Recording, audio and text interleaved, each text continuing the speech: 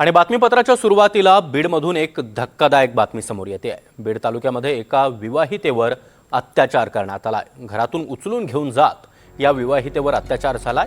अत्याचारानंतर या विवाहितेला गावाच्या चावडीमध्ये बांधण्यात आलाय।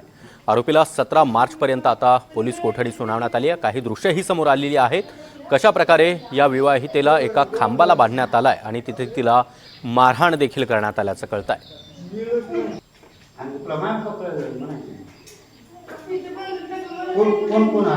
आकाश सावंत सध्या आपल्या सोबत जोडले गेलेले आहेत। आकाश, नेमका काय प्रकार घडलाय?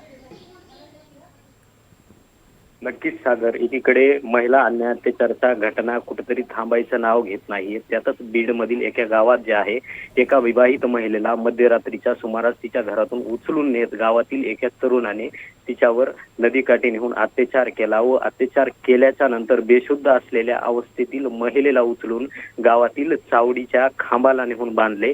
हा सगळा प्रकार एका गावात घडल्यानंतर पिंपळनेर पोलीस ठाण्यामध्ये पीडित महिलेने तक्रार दाखल केली। या तक्रारीनंतर या प्रकरणाची गांभीर्याने दखल घेत पिंपळनेर पोलिसांनी जे आहे आरोपीला बेडा ठोकल्या आणि आज न्यायालयात हजर केला असता आरोपीला 17 तारखेपर्यंत न्यायालयाने पोलीस कोठडी सुनावली आहे। आता या घटनेचा तपास जे आहे पोलिसांसह पिंक पथक देखील करत आहे आणि विशेष म्हणजे या महिलेची देखील विचारपूस करण्यात येत आहे। प्रकरणाला पोलिसांनी देखील गांभीर्याने घेतल्याचं बघायला मिळत आहे। सागर, आकाश, नेमका कधीचा हा प्रकार घडलेला आहे आणि या महिलेवर अत्याचार झालाय तरी देखील तिला अशा प्रकारे झाडाला बांधून ठेवण्यात आलेलं होतं?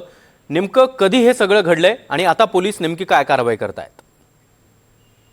निश्चितच सागर, 10 तारखेच्या मध्यरात्रीच्या सुमारास हा प्रकार घडला आहे। तर 11 तारखेला भयभीत झालेल्या तरुणीला तिच्या घरच्यांनी बांधलेल्या अवस्थेतून सोडवलं, घरी नेलं, तिची विचारपूस केली। भयभीत झालेल्या विवाहित महिलेला या प्रकरणी बोलायची इच्छा नव्हती, मात्र तिनं कुटुंबियांना सर्व माहिती दिली आणि यानंतर कुटुंबियांनी ह्या माहितीची दखल घेत कुठेतरी पोलीस स्टेशन गाठलं आणि पोलिसात तक्रार दाखल केली आणि यानंतर जे आहे पोलिसांनी ऍक्शन घेत आरोपीला ताबडतोब बेड्या ठोकल्या आणि आता जे आहेत पोलीस जे आहेत पिंक पथकामार्फत जे आहे या महिलेची देखील विचारपूस केली जात आहे आणि 17 मार्च पर्यंत या आरोपीला पोलीस कोठडी देखील सुनावण्यात आलेली आहे।